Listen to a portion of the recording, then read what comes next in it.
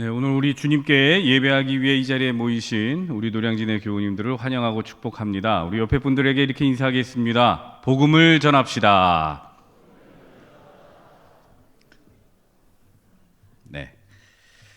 예전에 보았던 뉴스 중에 눈길을 끌었던 기사가 있어서 잠시 소개하겠습니다. 의정부에 있는 신곡초등학교의 한 유소년 축구팀에 관한 이야기입니다. 이 학교의 축구팀이 눈길을 끌게 된 건 몇 해 전 경주 화랑대기 축구대회에서 우승을 차지했기 때문인데요.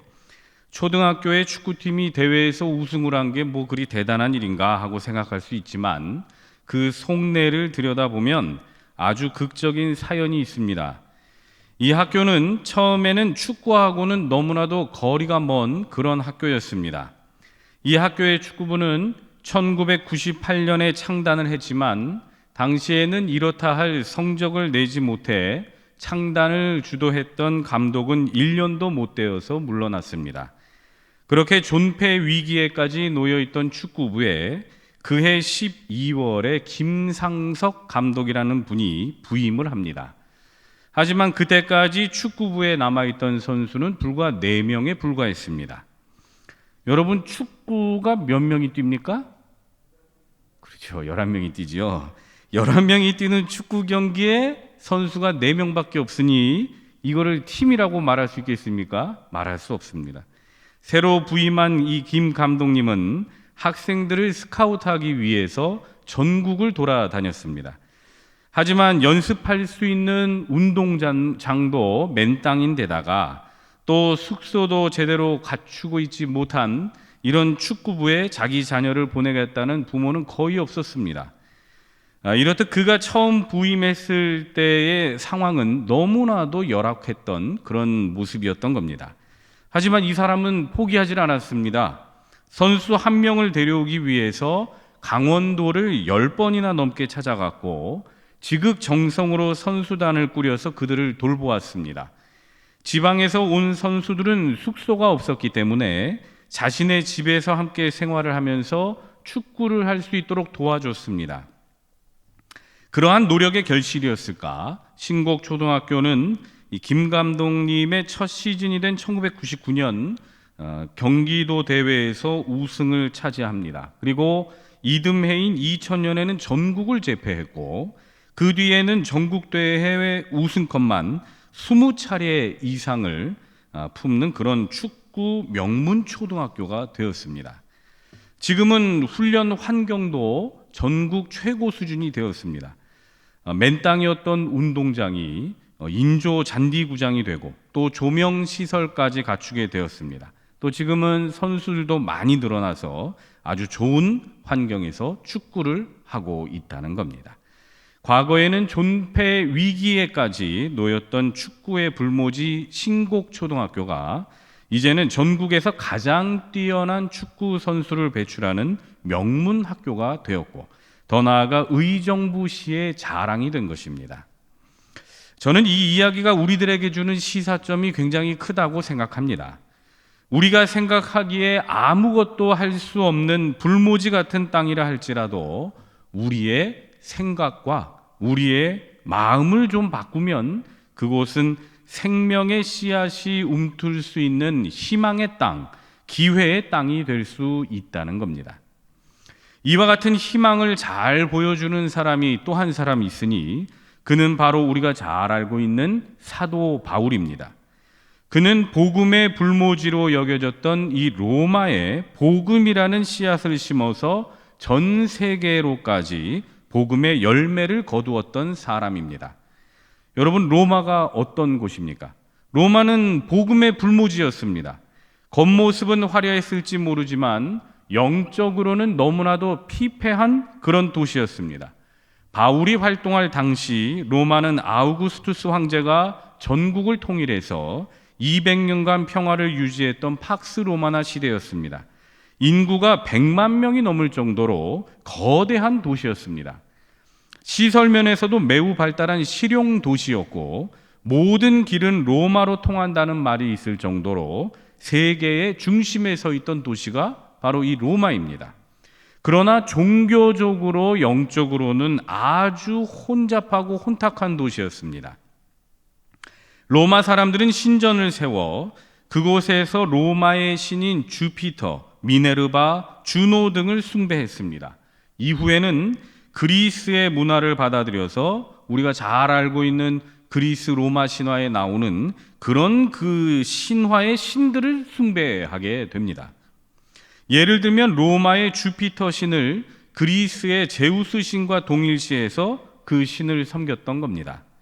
심지어 로마인들은 자신들의 황제가 죽은 이후에 그 황제를 숭배하는 신전까지 세웠습니다. 이를테면 시저, 우리 카이사르라고 말하는 시저가 죽은 이후에도 그를 기리는 신전을 만들었고, 지금 당시에 있었던 아우구스투스 황제가 죽었을 때에도 신전을 지어서 이 사람을 신처럼 숭배하기도 했습니다. 이렇게 우상 숭배가 만연하고 영적으로 혼탁했던 복음의 불모지에 로마의 이런 사도 바울은 복음의 씨앗을 뿌렸던 것입니다. 초대 전승에 따르면 사도 바울은 로마로 끌려와서 네로 황제 때 순교했다고 전해지는데요.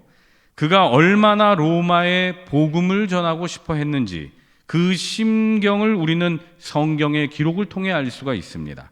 로마서 1장 13절입니다. 형제들아, 내가 여러 번 너희에게 가고자 한 것을 너희가 모르기를 원하지 아니하노니 이는 너희 중에서도 다른 이방인 중에서와 같이 열매를 맺게 하려 함이로다. 함이로되 지금까지 길이 막혔도다.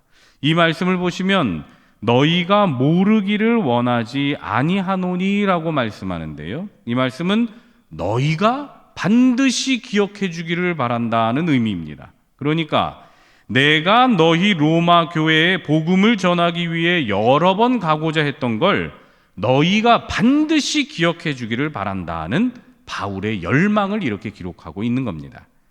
그런데 그렇게 가고자 했는데 실제 바울은 가지를 못했습니다. 그래서 거기에 보면 13절 마지막에 보면 지금까지 길이 막혔다 이렇게 기록이 되어 있습니다.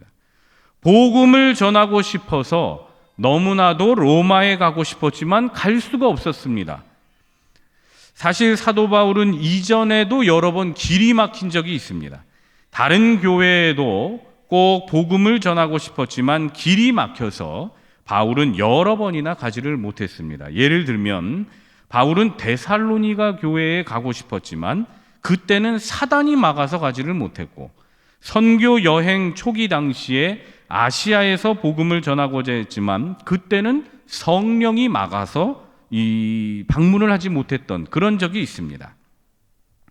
그런데 바울이 어떤 기준으로 사단이 막았다고 하는지, 성령이 막았다고 하는지는 알 수가 없지만 추측컨대 훗날에 이루어지는 이 일들을 살펴보면서 그때 하나님이 하신 일이었구나, 그때 사단이 했던 일이었구나, 이렇게 판단한 게 아닌가 하는 생각이 듭니다. 그런데 오늘 말씀에서 이 로마행의 길이 막힌 건 하나님이 하신 일이었습니다. 로마서 15장 22절 이하의 내용을 보면 바울은 고린도 지역과 헬라 지역에서 자신이 하는 일들이 너무나도 많이 있었고 또 헌금을 가지고 예루살렘으로 가야 했기 때문에 하나님께서 바울로 하여금 이 먼저 해야 할 일들을 순서대로 하게끔 그의 행보를 일일이 간섭하셨던 것이라고 생각할 수가 있습니다. 여러분, 이런 걸 보면 인간의 판단이라는 것은 언제나 한계가 있다는 걸 알 수가 있습니다. 우리는 어렴풋하게나마 미래를 예측할 수는 있지만 앞을 정확히 내다볼 수는 없습니다. 그리고 현재 나의 이 결정이 옳은지 옳지 않은지에 대해서는 당시에는 알 수가 없습니다. 지나봐야 알 수가 있는 거죠. 이것이 인간의 한계입니다. 지나놓고 돌아보면 그때의 일이 하나님께서 이끄신 일이구나, 아니면 인간적인 판단에 의해서 일어난 일이었구나, 이건 나중에 가서 알 수가 있는 겁니다. 그렇기 때문에 우린 더욱 기도해야 합니다. 우리에게는 지금도 그렇고 앞으로도 어떤 일에 관해서 판단해야 하고 결정해야 할 일이 정말 많이 있습니다. 그러한 일들을 해나갈 때 우리는 앞날을 알 수 없다는 이 한계를 인정하면서 꼭 하나님께 기도하면서 무언가를 판단하고 결정을 해야 합니다. 그러면 우리 하나님께서 선한 길로 이끌어 주시고 가장 좋은 길로 인도해 주시는 겁니다.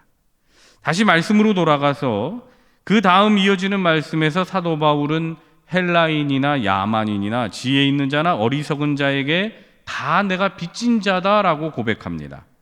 바울은 자신이 지금 빚진 자의 심정으로 전도하고 선교하고 있다고 말씀하는 겁니다.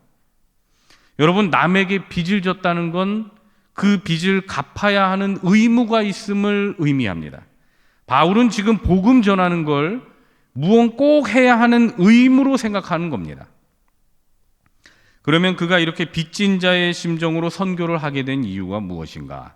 먼저는 하나님의 은혜 때문이었습니다.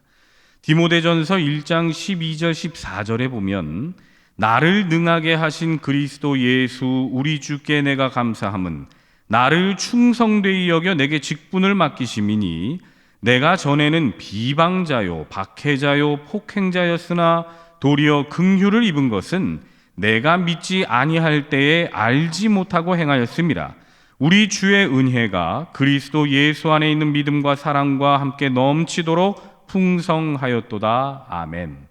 과거 교회를 무너뜨리고 성도들을 핍박함으로 비방자요 박해자요 폭행자로 살았던 사울이 하나님의 은혜를 입어서 복음 전하는 자가 되고 그렇게 자신이 복음을 전할 수 있도록 하나님께서 사명을 주신 것에 감사하며 지금 자신은 빚진 자의 심정으로 이 사역을 감당하고 있다는 것입니다. 그리고 또 다른 하나는 영혼들에 관한 사랑 때문이었습니다. 사도 바울은 갈라디아서 4장 19절에서 나의 자녀들아 너희 속에 그리스도의 형상을 이루기까지 다시 너희를 위하여 해산하는 수고를 하노니라고 말씀합니다. 바울은 아이를 낳는 고통과 수고를 감내할 정도로 한 영혼을 뜨겁게 사랑하는 그 열정 때문에 빚진 자의 심정으로 이 사역을 감당하고 있습니다. 그래서 본문 15절에서 그러므로 나는 할 수 있는 대로 로마에 있는 너희에게도 복음 전하기를 원하노라 라고 말씀합니다. 그러므로 나는 할 수 있는 대로, 다른 말로는 나의 열망은, 나의 이 간절한 소원은 로마에 있는 너희들에게도 복음 전하기를 원한다는 겁니다.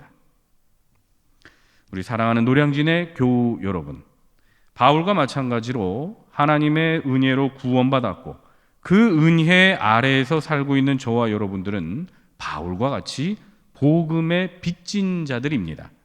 그렇기에 하나님의 은혜를 입은 저와 여러분들은 죄 아래에 매여 신음하고 있는 이 시대의 영혼들을 구원하는 사명, 곧 복음 전파의 사명을 우리 주님으로부터 위임받았음을 우리가 굳건히 해야 하는 것입니다. 마태복음 28장 19절 20절에 그러므로 너희는 가서 모든 민족을 제자로 삼아 아버지와 아들과 성령의 이름으로 세례를 베풀고 내가 너희에게 분부한 모든 것을 가르쳐 지키게 하라. 볼지어다 내가 세상 끝날까지 너희와 항상 함께 있으리라 하시니라. 아멘. 이 말씀은 예수님께서 우리에게 주신 지상 명령입니다. 그런데 왜 이 말씀이 지상 명령입니까?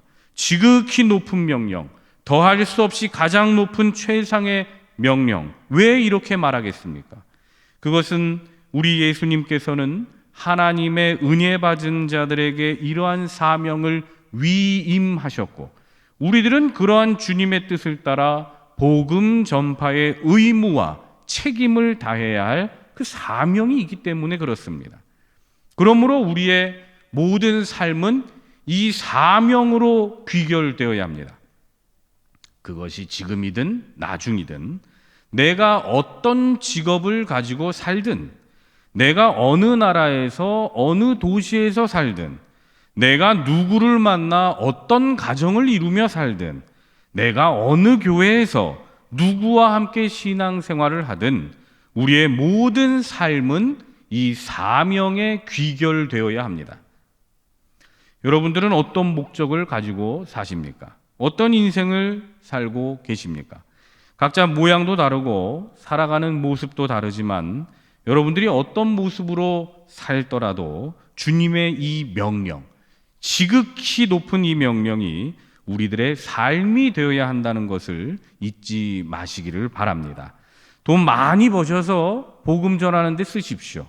성공하셔서 거만한 인생으로 살지 마시고 이 땅에서 빛이 되시고 소금이 되십시오.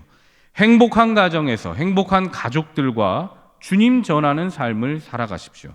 그래서 우리가 흔히 말하는 제자 삼는 제자로 살아가십시오. 그리고 그 다음 이어지는 16, 17절은 로마서에서 이 가장 중요한 핵심 구절이라 할 수 있습니다. 아니 신약 시대에 살고 있는 우리들에게 가장 중요한 말씀이라고도 저는 과감히 이야기하겠습니다. 16, 17절 이 말씀은 매우 중요하니 우리가 같이 한번 읽어보겠습니다. 자, 시작. 내가 복음을 부끄러워하지 아니하노니 이 복음은 모든 믿는 자에게 구원을 주시는 하나님의 능력이 됨이라. 먼저는 유대인에게요 그리고 헬라인에게로다. 복음에는 하나님의 의가 나타나서 믿음으로 믿음에 이르게 하나니 기록된 바 오직 의인은 믿음으로 말미암아 살리라 함과 같으니라. 아멘. 먼저 바울은 16절에서 내가 복음을 부끄러워하지 아니한다라고 고백합니다.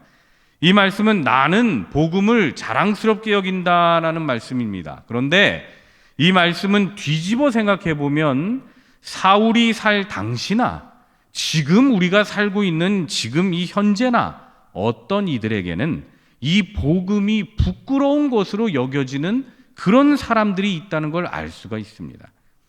예컨대 철학이나 과학에 익숙한 분들, 소위 스스로를 이성과 합리의 사람이라고 말하는 분들의 눈에 보기에는 이 십자가의 도가 어리석은 것처럼 보일 수 있습니다. 또 나 먹고 살기도 힘든데 무슨 복음, 나 하나 건사하기도 버거운데 무슨 사명, 이런 생각을 하시는 분들에게도 이 복음은 부끄러운 것일 수 있습니다. 또 인생을 좀 즐기며 살고 싶은 분들과 자의든 타의든 의도한 것이든 의도하지 않은 것이든 교회를 다니는 걸 숨기는 분들에게는 이 복음이 부끄러운 것으로 여겨질 수가 있습니다. 하지만 바울은 복음은 부끄러운 게 아니다라는 말씀으로 시작합니다. 그만큼 바울의 마음속에는 이 복음 전파의 사명감이 아주 충만했다는 걸 알 수가 있습니다. 그리고 또 이어지는 말씀에선 이 복음은 모든 믿는 자에게 구원을 주시는 하나님의 능력이 됨이라. 먼저는 유대인에게요 그리고 헬라인에게로다 말씀합니다. 하나님의 은혜가 처음에는 유대인들에게만 주어졌지만 이제부터는 유대인뿐만 아니라 모든 사람들, 즉 우리들에게까지도 허락이 되었습니다. 복음의 확장성입니다. 그리고 이어지는 17절에서는 복음에는 하나님의 의가 나타나서 믿음으로 믿음에 이르게 하나니 기록된 바 오직 의인은 믿음으로 말미암아 살리라 함과 같으니라. 아멘. 여러분, 이 말씀이 기독교의 핵심 중의 핵심입니다.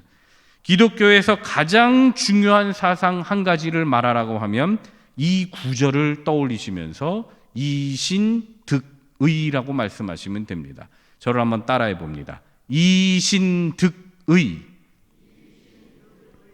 그죠? 믿음으로 얻었다는 거잖아요. 의로움을. 그죠? 사람은 오직 믿음으로만 의롭다 하심을 얻을 수 있다는 겁니다.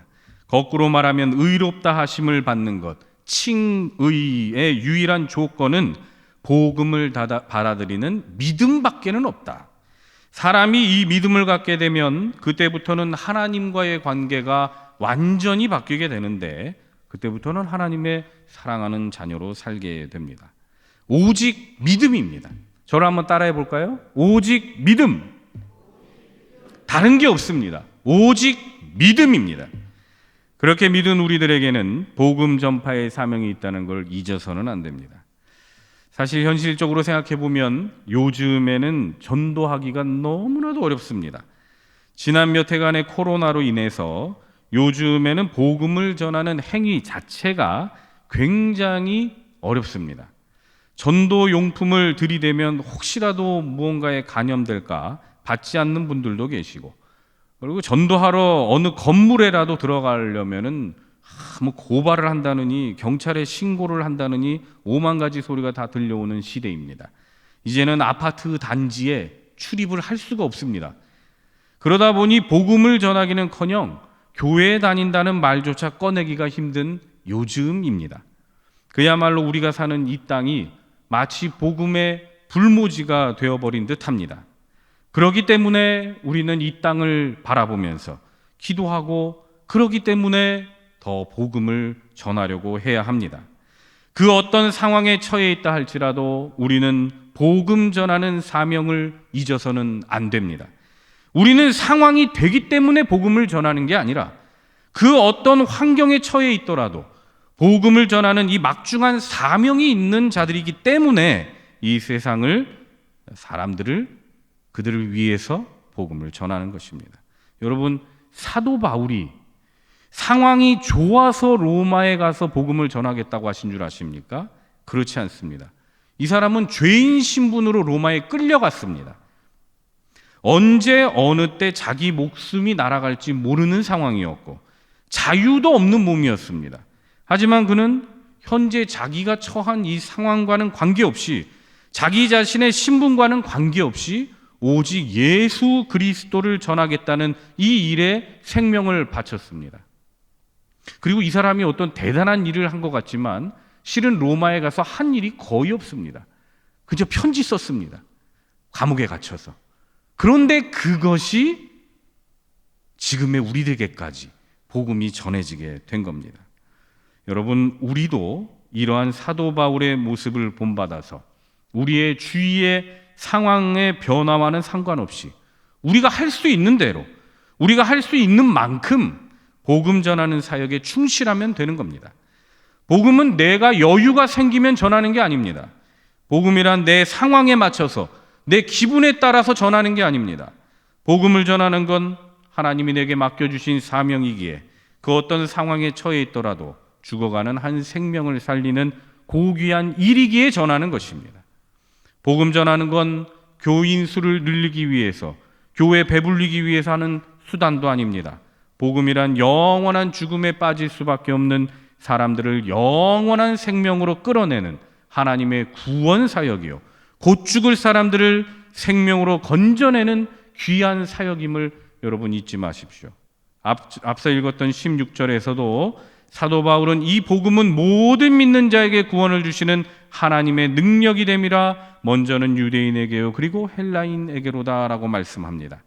지금 사도 바울은 모든 믿는 자에게 구원을 주시는 하나님의 능력, 곧 복음을 누구에게 전해야 됩니까? 먼저는 유대인 그리고 헬라인입니다. 유대인은 나의 가족들을 상징합니다.